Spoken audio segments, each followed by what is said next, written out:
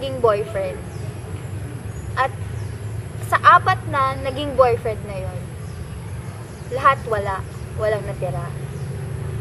Ngayon ko lang napagtanto na magkaiba kasi ng una, pinanggalingan. Pangalawa, magkaiba ng kultura. Pangatlo, magkaiba ng pananaw sa buhay. Yung lalaki, kinikwento niya, siya yung bida sa storya. Ayaw na ayaw nilang makitang napaka-weak nilang tao. Gusto nila, nasa taas sila. Gusto nila, mas mataas sila sa'yo. Gusto nila, lamang sila lagi. Tsaka minsan, may mga isyong dapat pag-usapan. Pero anong ginagawa nila? Iniiba nila yung usapan. Kung hindi nila iniiba, magkikwento sila ng tungkol sa sarili nila, kung anong nangyari sa kanila. Men are really, really selfish. That's how I think. That's how I feel because I experienced it for almost 4 years. You know what happened to me today?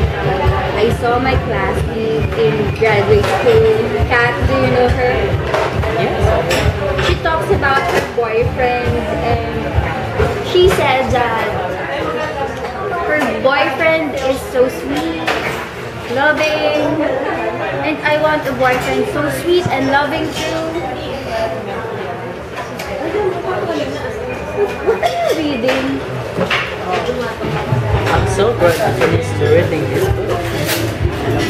Do you want to buy this book to improve your personality? What are you talking about for my personality? Yes, it should improve something. Is there a problem with my personality? Nothing. You just read and you will know what. Why are you so insensitive? Why don't you care about my feelings? Why are you like that? I do, I care, but I read my book first and I'm happy with my book. Your book? You're happy with your book but you're not happy with me?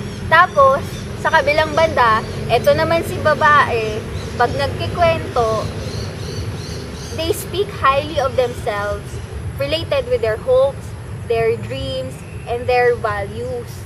Masyado kasi intimate kapag nagkwento ang babae. Hindi lang yon, submissive ang babae. They often agree with the person they love because they don't want conflict.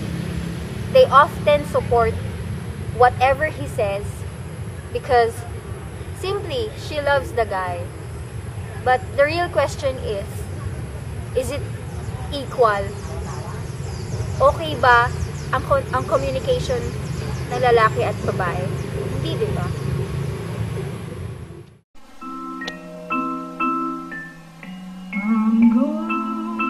Napapansin ko kapag in terms of listening skills ng lalaki, ibang-iba talaga kaysa babae.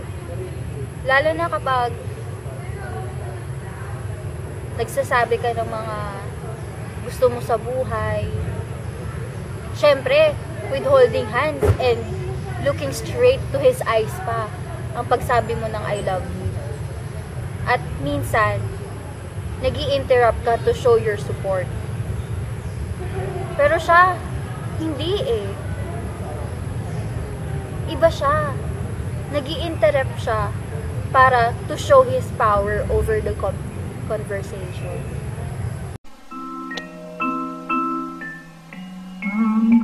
Alam mo ang babae, pag nagtatanong, hindi lang dahil gusto na lang nilang magtanong o gusto nilang makipag-usap. Ang babae nagtatanong kasi gusto nilang magkaroon ng koneksyon sa'yo, intimately. Kung hindi man as a friend, more than that. Pero ang lalaki, never na never silang nagtanong dahil it exposes their ignorance sa mga bagay-bagay. It makes them weak. That's why they try to conceal it with their feelings and pretend that they know this topic and just go on with it. I'm going to tell you a story. I love, I live, the life I believe.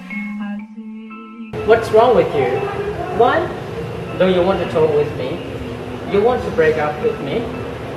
Yes, Whitney. I don't want to talk to you anymore. Come on. I have explanation. I have many reasons to explain. So what's your reason? I have reasons. I will explain in special time, not on this way. Public. Baby, I don't want to talk to Oh, you. please. I want to avoid everything. Please, come on. Come on, I beg you. You know what? I'm breaking up with you because you're insensitive. You don't know what my feelings, what I feel when I'm with you, and you feel when you were reading your books and everything. You don't care about me. That is the reason. I don't think that is the good enough reason to break up our love. KK, women are intimate. They communicate because they want connection. Connection meaning. Intimacy. We don't have that anymore. We don't have spark anymore. I'm so sorry. I have a class. I have to go. Come on. Ang sakit-sakit kasi. Ang dami-dami mo nang sinakripisyo sa relasyon na yun. Hindi man lang niya nakita. Kahapon nakipag-break ako kay Christoph. Habang tinatawagan niya, hindi ko siya sinasagot kasi ang hirap. Hindi dapat kami nag-uusap ng ganun, hindi kami nag-aaway. Kasi ako, gusto kong makipag-usap sa kanya dahil gusto ko humanap ng koneksyon sa nararamdaman ko na masakit at sa nararamdaman niyang parang bato lang. Nakasalubong ko siya sa hallway ng DevCo. Gustuhin ko mang umiyak pero hindi talaga. Dahil kailangang matatag ako.